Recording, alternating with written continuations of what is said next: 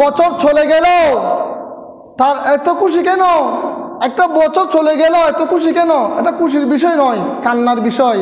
আপনার জীবন থেকে একটা বছর চলে গেল, একটা সময় অতিবাহিত হয়ে গেল, জীবনের সময়ের বাজেট থেকে একটা বছর চলে গিয়েছে, আপনি মৃত্যুর দিকে চলে গেলেন, আপনি এক বছর কম বাঁচবেন। সেজন্য দুঃখিত হওয়ার বিষয়। বছর চলে যাচ্ছে, সাল চলে যাচ্ছে, মানুষের খবর নাই, এখনো ঘুম ভাঙে নাই। প্রত্যেক দিন নিদ্রা যায়, সকালে ঘুম ভাঙে, কিন্তু তার মস্তিষ্কের মধ্যে চিন্তার ঘুম ভাঙে নাই, তার বিবেকের ঘুম ভাঙে নাই। আরো খুশি, নাচ গানের আসর করে। হ্যাঁ, বছর চলে গিয়েছে, সেজন্য 31st নাইট ব্যবস্থা করে, ছেলে মেয়ে অবাধে মিলামেশা করে, অনেকে মদপান করে, গাঁজা খায়, অনেকে নাচানাচি করে, অনেকে আতশবাজি ফুটায়। আরে বুখা, তোমরা কত বুখা!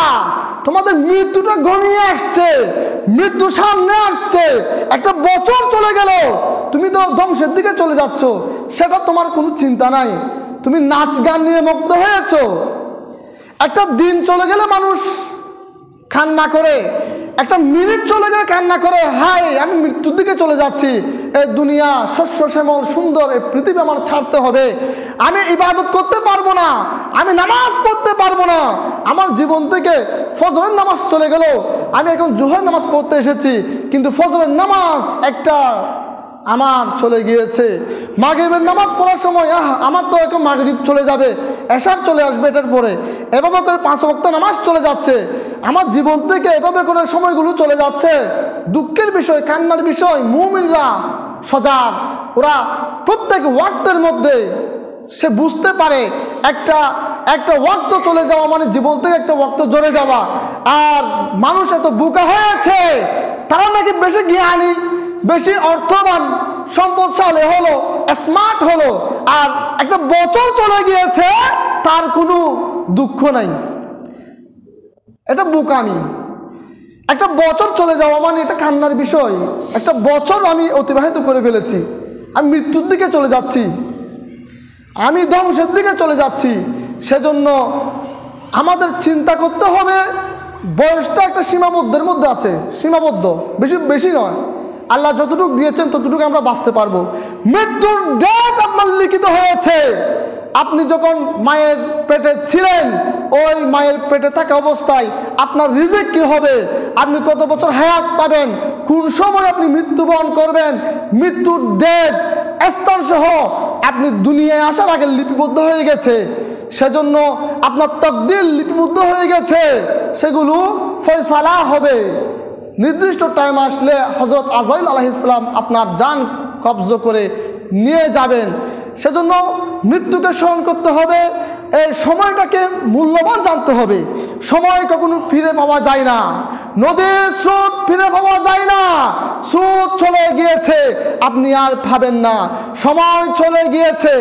একটা বৃক্ষ থেকে যেমন একটা পাতা ঝরে যায়, তদ্রূপ আপনার হায়াত, জীবনের হায়াতের বাজেট থেকে একটা দিন ঝরে যাচ্ছে, একটা মিনিট ঝরে যাচ্ছে, একটা সেকেন্ড ঝরে যাচ্ছে, একটা বছর ঝরে যাচ্ছে। সেজন্য আমাদের দুঃখিত হতে হবে, আল্লাহর কাছে শুকর করতে হবে, এবং পরবর্তীতে ভালোভাবে চলার প্রিপারেশন নিতে হবে। এটা হচ্ছে জীবন। মৃত্যু সবার হয়েছে। কুল্লু মান আলাইহা ফান ওয়া ইয়াবকা ওয়াজহু রাব্বিকা যুল জালালি ওয়াল ইকরাম। সবগুলো ধ্বংস হয়ে যাবে, ফানা হয়ে যাবে, সবার মৃত্যু হবে, সবাই ধ্বংস হবে, কিন্তু বাকি থাকবে ওয়ায়াবাকা, একমাত্র আল্লাহ রব্বুল আলামিন। আল্লাহ ছাড়া সবার মৃত্যু আছে, আল্লাহর কোনো মৃত্যু নাই, আল্লাহর জন্মও নাই, আল্লাহর মৃত্যু নাই।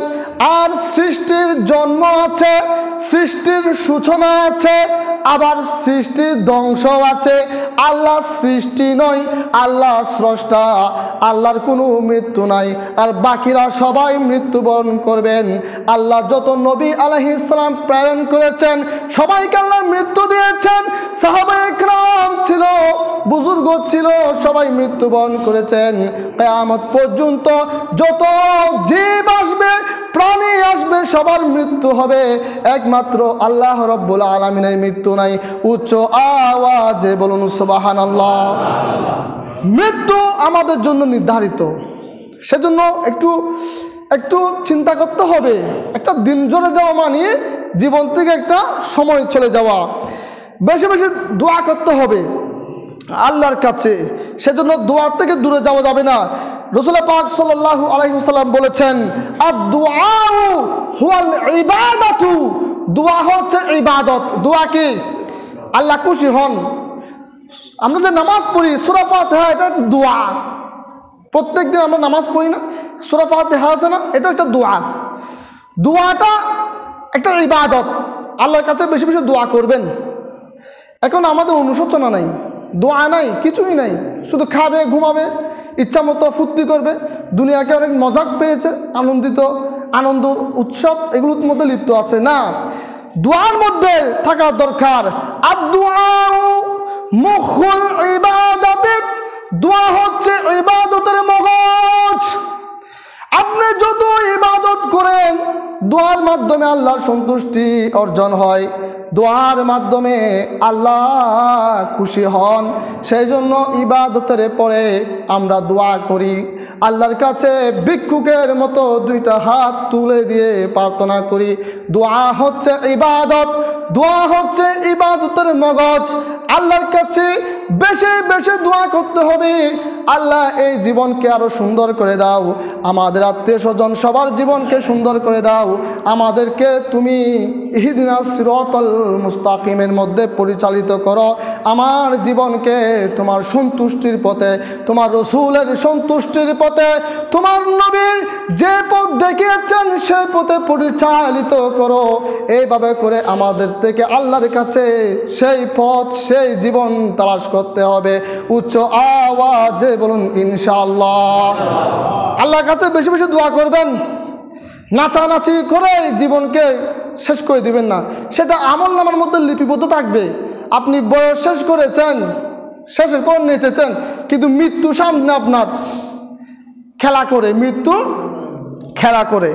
সময় তো সামিন, আমাদের যে শত্রুর অভাব নাই। মানুষ শত্রু, জিনও শত্রু, শয়তানও শত্রু। একটা শত্রু আছে জাদুঘর। জাদুকর চিনেন? সুলাইমান আলাইহিস সালামের ওই সময় থেকে জাদুর বেশি বিস্তার হয়েছিল। জাদুটা আসলে সত্যি। আহলে সুন্নাত ওয়াল জামাতের আকীদা হচ্ছে জাদুর কিছু কিছু ক্রিয়া সত্য, জাদু সত্য। যেমন হযরত মূসা আলাইহিস সালাম যখন গেলেন, জাদুকররা ওরা লাঠি নিক্ষেপ করেছিল, সেগুলো সাপ হয়ে গিয়েছিল।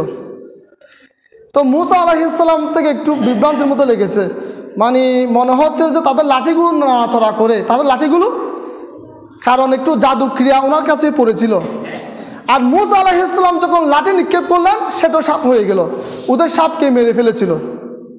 এখন মূসা আলাইহিস সালামেরটা হচ্ছে মুজেজা, আর ওদেরটা হচ্ছে জাদু। তো জাদু ক্রিয়া সত্য না? সত্য। জাদু মানুষের মস্তিষ্ক বিভ্রান্ত করে ফেলে, মানুষকে পাগল বানিয়ে দেয়, মানুষকে মৃত্যুর দিকেও নিয়ে যায়।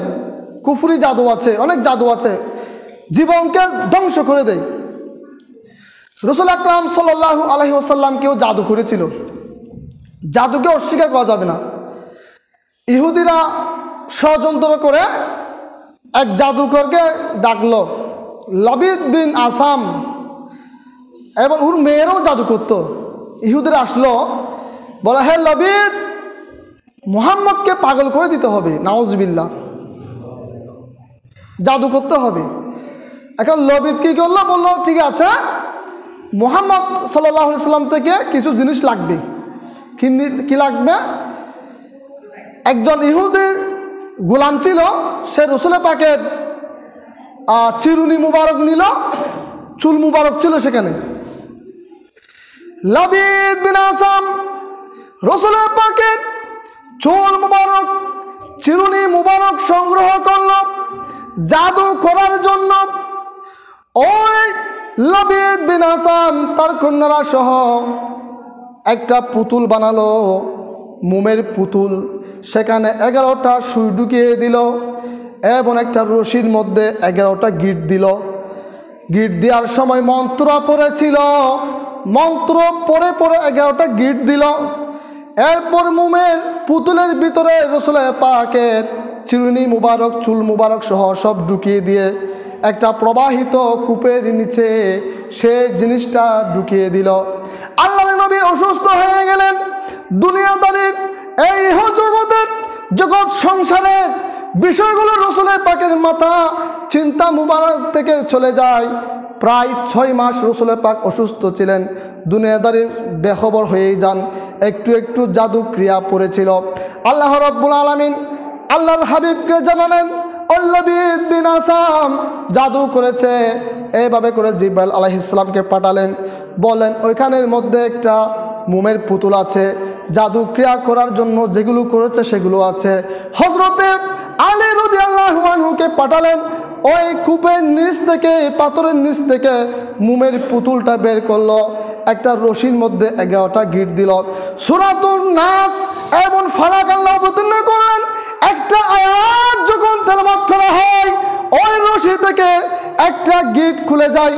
আরেকটা আয়াত যখন তেলাওয়াত করা হয়, ওই রশি থেকে একটা গিট খুলে যায়। এই বাবা করে 11টা গিট খুলে যায়। আল্লাহ রসুল সুস্থ হয়ে যান। উচ্চ আওয়াজে বলুন সুবহানাল্লাহ। আল্লাহ রসুল সুস্থ হয়ে গেছেন। সূরা ফালাক এবং নাস আয়াত পড়ার সাথে সাথে গিট খুলে যায়, রশির সুতার গিট। তো জাদু সত্য, জাদু ক্রিয়াকে অস্বীকার করা যাবে না। মানুষকে অনিষ্ট করার জন্য বেশিরভাগ কুফরি কালাম করে অনিষ্ট করে। আর জাদু থেকে বাঁচার জন্য, জাদু ক্রিয়া থেকে বাঁচার জন্য আপনারা বেশি বেশি কি আমল করবেন সেটা জানার দরকার আছে কি না? মানুষ শত্রু আছে। বেশি বেশি সূরা নাস এবং ফালাক তেলাওয়াত করলে আপনাকে জাদু ধরবে না। সূরা নাস এবং ফালাক পরে পরে সিনার মধ্যে ফু দিবেন। আর ইয়া মুমিতু দিনে 7 বার, ইয়া মুমিতু দিনে 7 বার পড়বেন, তাহলে আপনাকে জাদু ক্রিয়া ধরতে পারবে না। সূরা ফালাক এবং নাস পড়বেন আর ইয়া মুমিতু পড়বেন 7 বার। এভাবে আমল করবেন। বদমানুষরা জাদু করে মানুষের ক্ষতি করে। মানুষের ক্ষতি করা সোজা। জাদুকর আছে অনেক জাদুকর কুফরি কালাম নিয়ে বসে আছে, অনেক জাদুবিদ্যা নিয়ে বসে আছে। অনেক মানুষ টাকা পয়সা দিয়ে, ওর মায়ের নাম, বাবার নাম দিয়ে, বিভিন্ন ধরনের জিনিসপত্র দিয়ে জাদু করে মানুষের জীবনকে ধ্বংসের মধ্যে নিপতিত করে দেয়। আল্লাহ পাক এই জাদু ক্রিয়া থেকে সবাইকে রক্ষা করবেন। সেজন্য আল্লাহ পাক সূরা নাজিল করলেন, সূরা ফালাক এবং নাস, এটা বেশি বেশি পড়বেন। মুক্তির উপায় আল্লাহ দিয়ে দিয়েছেন। আপনি বলতে পারবেন নবীকে কেন জাদু ধরেছে? একটা কথা আছে না, উনি তো নবী, মুহাম্মদ সাল্লাল্লাহু আলাইহি ওয়াসাল্লাম নবী না, তো নবীকে কেন জাদু ক্রিয়া করলো? আসলে দেখুন, বছরী হালতের মধ্যে নবী কি কাটা গেলে রক্ত পড়তো না? আল্লাহ রসুল আঘাত পেতেন না? অসুস্থ হতেন না? এটা স্বাভাবিক। নবীরা যখন খেটে যাবে রক্ত তো পড়বে, আঘাত তো পাবে। তো সেজন্য হজরত ইব্রাহিম আলাইহিসসালাম হজরত ইসমাইল আলাইহিসসালামকে জবে করতে গেলেন। তো ওনার এটা বিশ্বাস ছিল যে জবে তো হবে, তিনি তো নবী ছিলেন না ইসমাইল আলাইহিসসালাম। তো মানুষ রূপে যখন এসেছেন, এগুলো ক্রিয়াও স্বাভাবিক। তিনি বছরই হালতে ছিলেন, সেজন্য মানবীয় কিছু আক্রমণ হবে। আর এটা মুসলমানদের শিক্ষার জন্য, মুমিনদের শিক্ষার জন্য, উম্মতদেরকে শিক্ষা দেওয়ার জন্য, এগুলো থেকে বাঁচার জন্য এটা আল্লাহ একটা ব্যবস্থা। তার মানে নবীকে জাদুর ক্ষমতার ঊর্ধ্বে। রসুলের নাম নিয়ে ফুঁক দিলে জাদু চলে যাবে, সেখানে নবীকে আক্রমণ করার কারণ হচ্ছে এটা মানুষের শিক্ষার জন্য। আমাদের অ্যালার্ট থাকতে হবে, সতর্ক থাকতে হবে যাতে জাদু না পড়ে। আমাদের বেশি বেশি আল্লাহর কাছে দোয়া করতে হবে, সূরা ফালাক এবং নাস পড়তে হবে। সালাতুন ইয়া রাসূলুল্লাহ আলাইকুম সালামুন ইয়া হাবিবাল্লাহ